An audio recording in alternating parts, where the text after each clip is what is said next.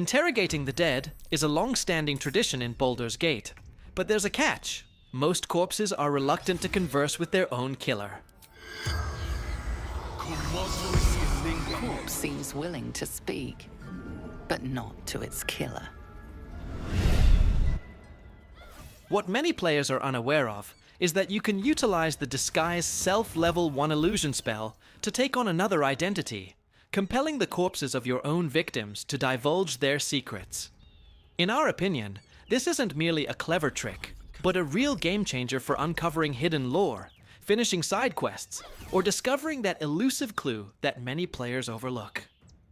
It's a remarkable example of how blending seemingly unrelated spells can yield ingenious solutions, allowing you to feel like a genuine master of arcane manipulation.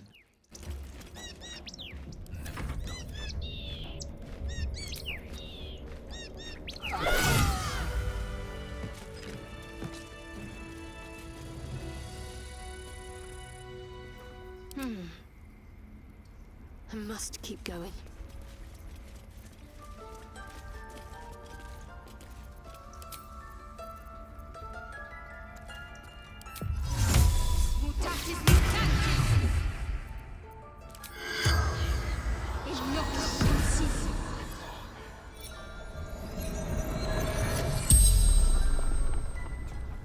The corpse regards you lifelessly.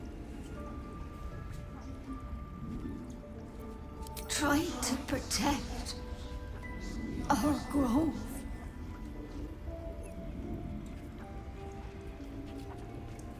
Beneath, locked by runes.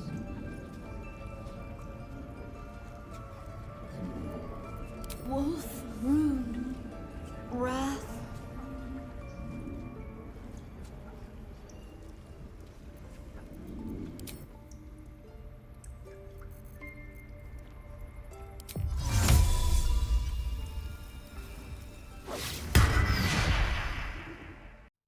One of the most effective applications of Disguise Self is to gain the ability to use race-specific weapons and armor, giving you an advantage in combat. Certain weapons can only provide their unique attributes if the user belongs to a specific race. Take the famous Githyanki Greatsword, for instance. It possesses the Githborn Psionic Weapon attribute, which allows its wielders to inflict an extra 1d4 psychic damage. But this attribute is only granted if the wielder is a Githyanki. In this case, I'm using it with Lae'zel, and the psychic damage shows up instantly.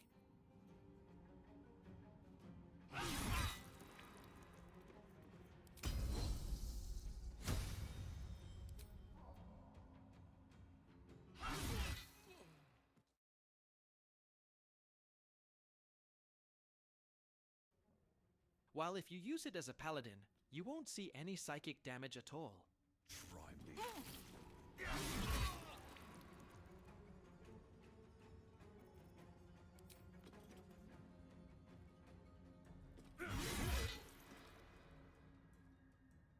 However, by becoming a Githyanki, you can fully exploit this sword. For example, here's Shadowheart in the form of a Githyanki.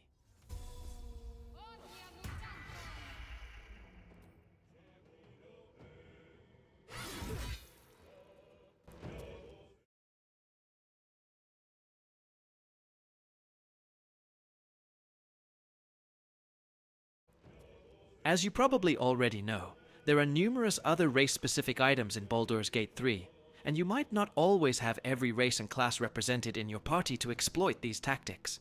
Thus, Disguise Self remains a fantastic strategy for winning difficult battles, if your bard or human ranger isn't performing up to par. Calm Emotions is likely one of the most overlooked spells in Baldur's Gate 3. This level 2 enchantment spell enables spellcasters to magically calm intense emotions in targeted creatures. The affected target becomes neutral towards any creatures it was previously hostile to. Additionally, it cannot be charmed or frightened for the duration of the spell, and if cast on targets that are already charmed, frightened, or enraged, it immediately ends those mind-affecting conditions. For the purpose of this video, we will utilize it to eliminate the lured condition during the battle with the Harpies in the secluded cove in Act 1. It's puzzling why this spell is so underrated, especially since it can be effectively applied in numerous situations. On higher difficulty settings, like Honor mode, it can genuinely be a lifesaver. Contrary to its description, there are no restrictions on targeting humanoids only, and several enemies possess unique rage-like effects that can be dispelled with calm emotions.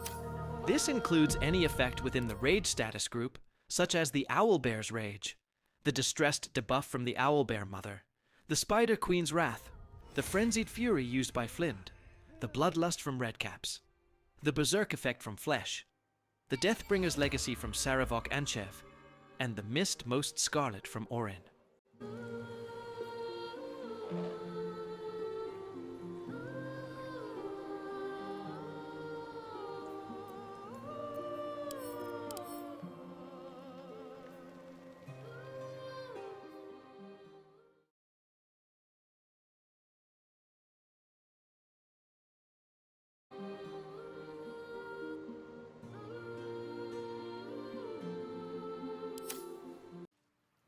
As we all know, in Baldur's Gate 3, the top tier and most costly equipment is limited and typically hard to come by. Therefore, you need to think carefully before selling anything, and it can be quite a struggle to decide which party member should get a rare, unique weapon. What many players may still not know is that there's a simple trick that lets you duplicate literally any weapon as many times as you want in just a few seconds, without any mods required. The key idea is to use Invoke Duplicity to create a clone that has the weapon you want to duplicate. Then, you can execute a disarming attack, and if it works, the illusion will disappear, but the extra weapon will remain for you to collect. Naturally, Shadowheart is the best choice for this.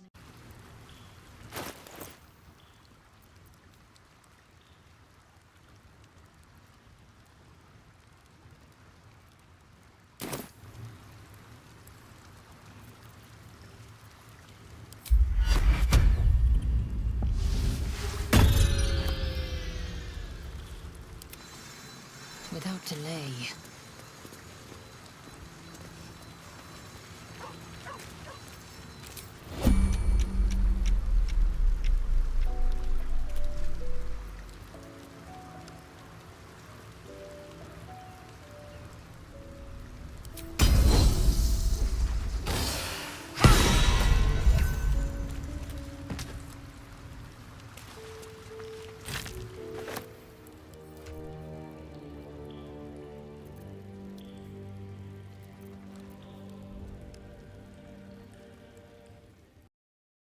As you may already know, Feign Death in Baldur's Gate 3 is classified as a level 3 necromancy spell, which you can learn at level 5, and it allows you to place a willing ally into a magical coma, granting them resistance to all damage except psychic and immunity to poison or disease. What you might not have realized yet is that this spell, often undervalued, can also be used to exploit merchants. By increasing their attitude to 100, casting the spell to incapacitate them, you can steal their entire inventory without any repercussions. Just watch.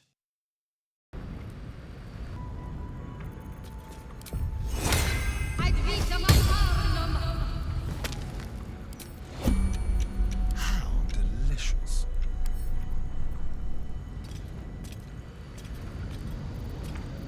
Let's keep to the shadows. So. A quick profit. Don't mind.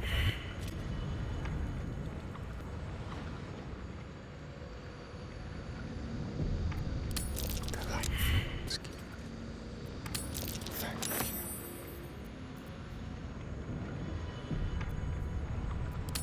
Not even a challenge. Almost too easy. Quick and easy. Incoming with me like candy from a net. What a generous pocket. Blessed oblivious soul.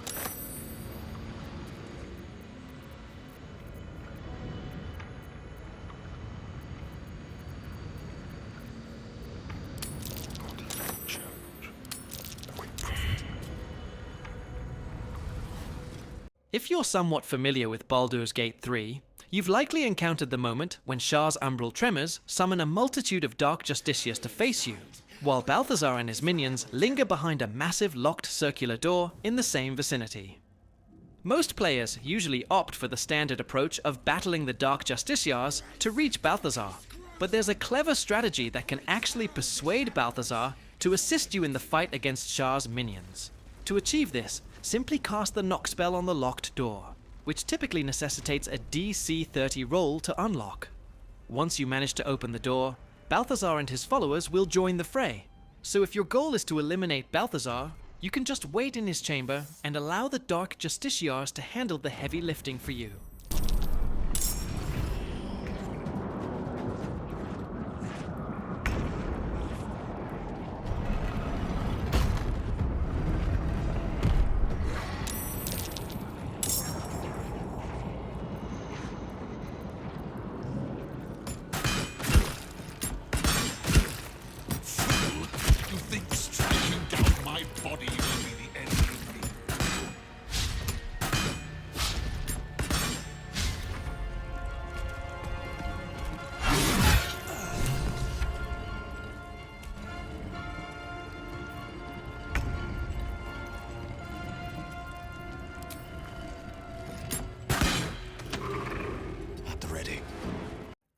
If Auntie Ethel was left with Mayrina in the sunlit wetlands, or if Ethel's deal was accepted and the hag took Mayrina with her, then Mayrina is absent in the third act of Baldur's Gate 3. Otherwise, you can find Mayrina again at Old Garlo's place in the lower city, transformed into a sheep where she is collaborating with a group of hag survivors. Most players will try to destroy the voodoo doll to bring Mayrina back to her original form, which is definitely achievable, but it will require some time and effort since the doll keeps floating around the room. Furthermore, Mayrina, who has 8 health, takes 1 damage every time the doll is hit, while the doll has 30 health. Thus, you need to destroy the doll in no more than 7 hits, or heal Mayrina in time. What many players still do not know is that Mayrina can be rescued with just 1 move by casting Remove Curse on either her or the cursed doll. At the ready.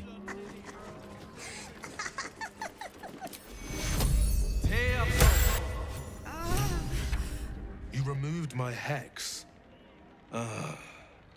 That's annoying. I wanted to play a little longer. Auntie likes her toys broken. She's not going to be happy I had to get my hands dirty. As you might already be aware, in Baldur's Gate 3, you can disrupt an enemy's concentration by inflicting damage, which compels them to make a Constitution saving throw. While high damage strikes are useful, delivering several low damage blows, such as with Magic Missile, proves to be more effective since each damage instance requires a separate saving throw. Additionally, simply knocking an enemy prone can be effective, similar to various incapacitating effects like sleep or banishment. What you might not yet realize is that casting the Grease level 1 conjuration spell can also achieve this, causing enemies to fall prone. This method is even more advantageous due to its area of effect, which can incapacitate multiple foes at once.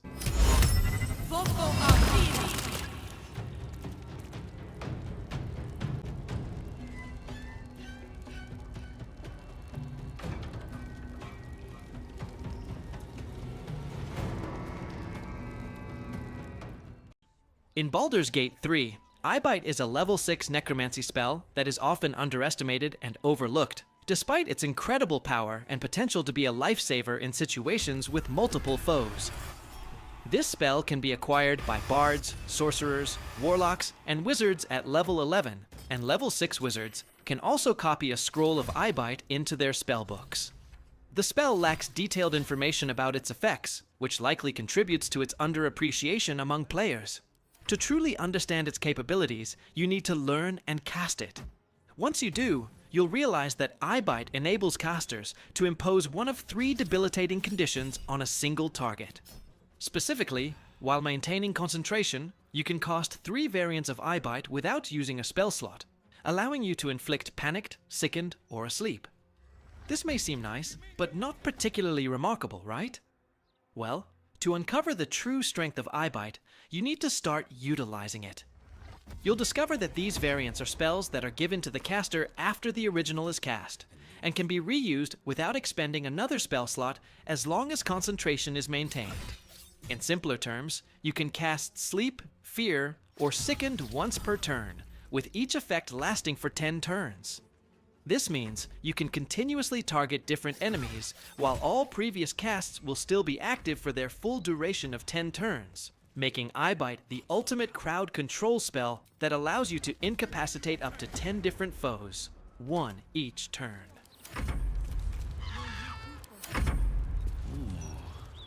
Still breathing, despite everything.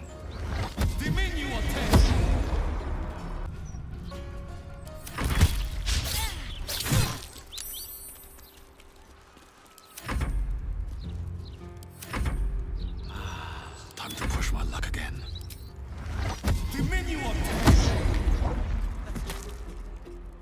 The Steel Watch don't talk. They're guards.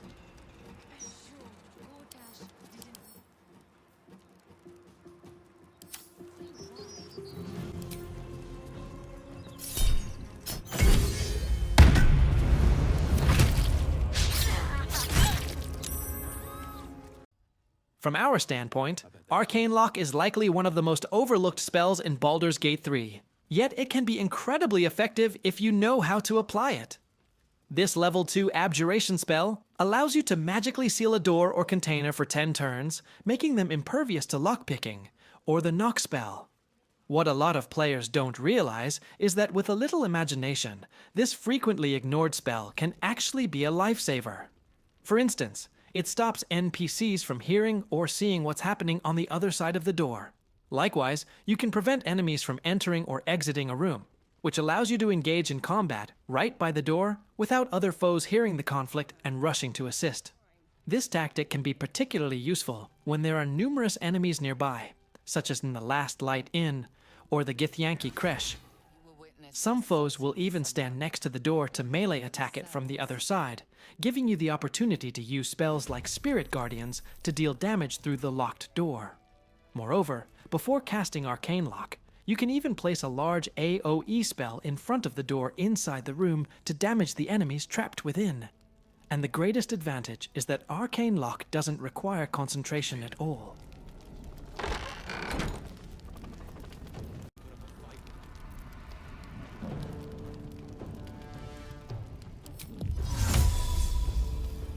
In excess.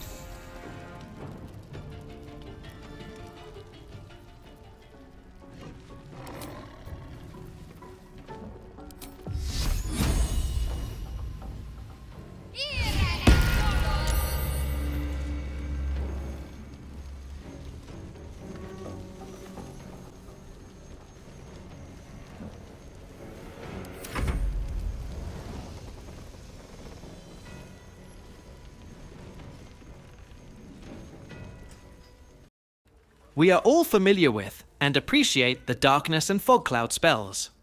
Darkness, classified as a level 2 evocation spell, enables spellcasters to create a cloud of darkness in a designated area that obscures vision and causes blindness to anyone caught within it. Fog Cloud is a level 1 conjuration spell that permits spellcasters to generate a sphere of fog in a specified area, significantly obscuring visibility and blinding creatures present in that space. The primary purpose of these spells is to block ranged attacks from penetrating a specific area. What many players tend to forget is that a variety of spells can also be effectively employed in situations that don't involve combat. Take these two spells, for example. They can be used to hide an area you intend to steal from, enabling you to carry out other unlawful deeds without facing any consequences. This is a smart and useful tactic when you're unable to purchase something, or when you really want that item that's just waiting to be taken, but you wish to keep your gameplay intact despite your misdeeds. What is spoken, and so is it done. Great God, Helm, allow us peace in this plane and beyond. Teach us care when we would be reckless. We'll never put this fire out. You're better off helping anyone trapped inside.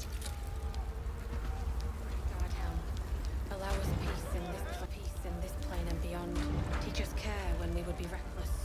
Teach us certainty when we would have doubt. So it is spoken, and so is it done. Great God, Helm, Allow us peace in this plane and beyond. Teach us care when we would be reckless. Teach us certainty when we would have to. The web spell is classified as a level 2 conjuration. It enables spellcasters to summon a sticky and flammable web in a designated area within their range.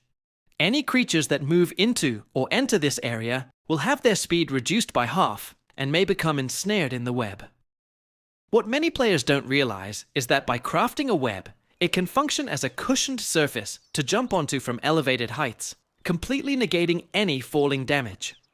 You won't even be knocked prone. This is a clever and highly effective strategy when you need to jump from high locations and don't have access to featherfall. Teach us care This when we benefit- would be reckless. Teach us care when we would be reckless. No time to rest. Teach us certainty when we would have doubt. So is it done.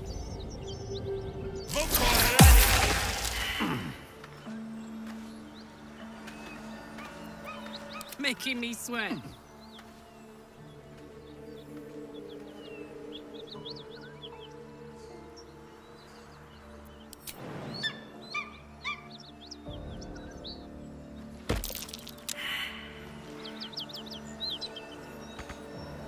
Great helm. Allow us peace in this plane and beyond. Teach Where us to? care when we would be reckless. Teach us certainty when we would have doubt. So it is spoken, and so is it done.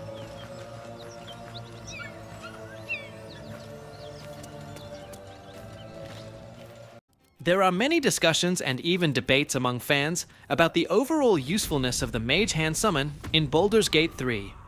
In my opinion, the Mage Hand can prove to be quite beneficial in various situations, but I will cover that in one of my future videos. For now, I want to share a clever combat strategy that enables you to utilize your Mage Hand summon as a powerful ally in battle. In numerous combat situations, it can genuinely be a lifesaver, as the additional damage it provides can significantly alter the fight's outcome. The key point, which many players are still unaware of, is that you can actually assign a weapon to your Mage Hand. Furthermore, the Mage Hand can be employed to activate particular weapon abilities, like the Shriek from the Phalar Alluve. The catch is that you can't simply drag a weapon into the Mage Hand's weapon slot as you might think. Instead, you need to drop the weapon on the ground first, then select the Mage Hand and choose the pickup action.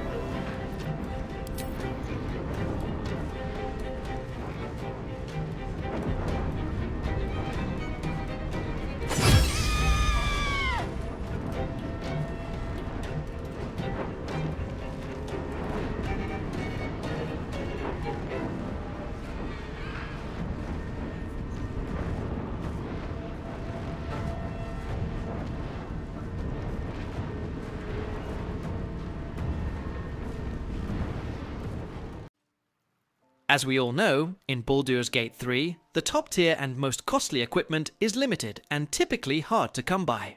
Therefore, you need to think carefully before selling anything, and it can be quite a struggle to decide which party member should get a rare, unique weapon. What many players may still not know is that there's a simple trick that lets you duplicate literally any weapon as many times as you want in just a few seconds, without any mods required. The key idea is to use Invoke Duplicity to create a clone that has the weapon you want to duplicate. Then, you can execute a disarming attack, and if it works, the illusion will disappear.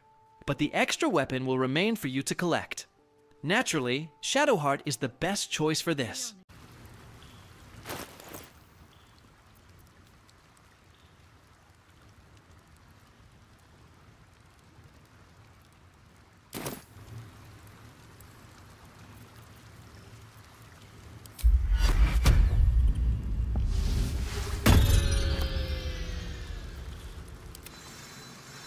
delay.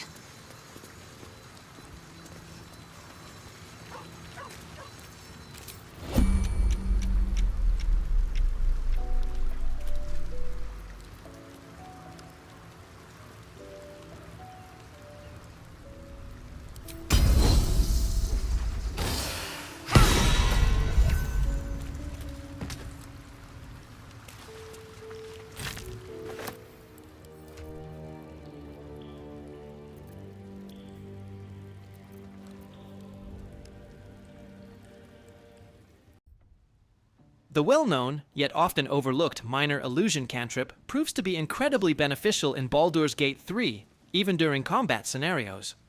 Its true power lies not in dealing direct damage in a turn-based fight, but rather in pre-combat preparation and manipulating the environment.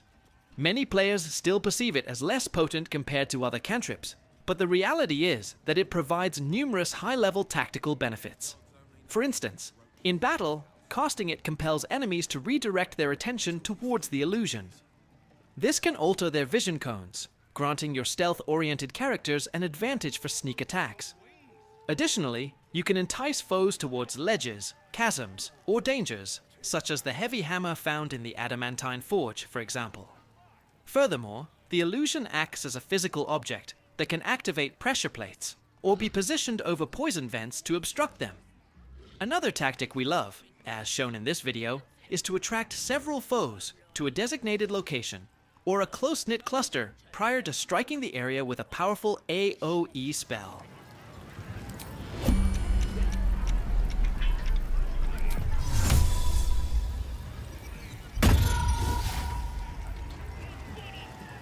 Sharp as ever.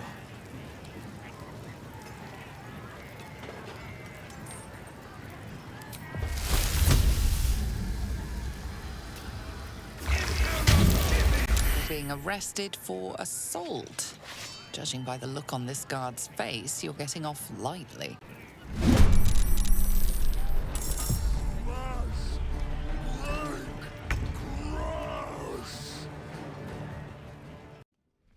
Commander Jalk, the Cambion devil you meet on the Nautiloid ship at the beginning of the game, serves as an optional boss who carries one of the best weapons in the game, the Everburn Blade, which is the top sword you can find in Act 1. However, engaging him in combat can be quite risky, particularly if you are using an origin character, as this means your party only has 2 members, and you haven't rescued us to join you in the battle. However, as is frequently the case in Baldur's Gate 3, there is a clever trick that allows you to obtain this fantastic weapon without having to endure a long and dangerous fight with Jalk. If you are taking on the role of Shadowheart, or any cleric or paladin class, there is a traditional way to get the Everburn through the drop spell. This spell is a level 1 enchantment that enables spellcasters to command their target to drop their weapon and refrain from taking any other actions. This approach allows you to acquire this powerful sword early in the game without needing to defeat Jalk. Simply pick it up and head to the console to escape.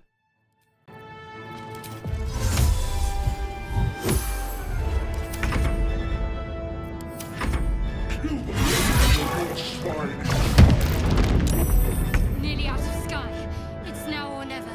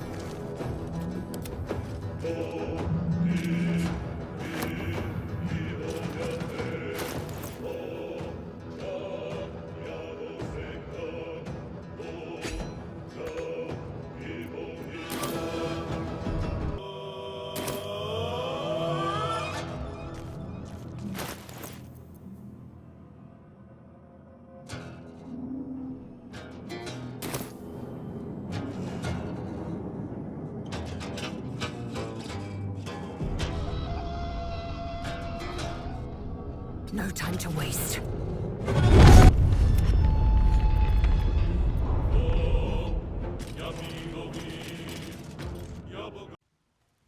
In Baldur's Gate 3, Create or Destroy Water is classified as a level 1 transmutation spell, primarily available to clerics and druids.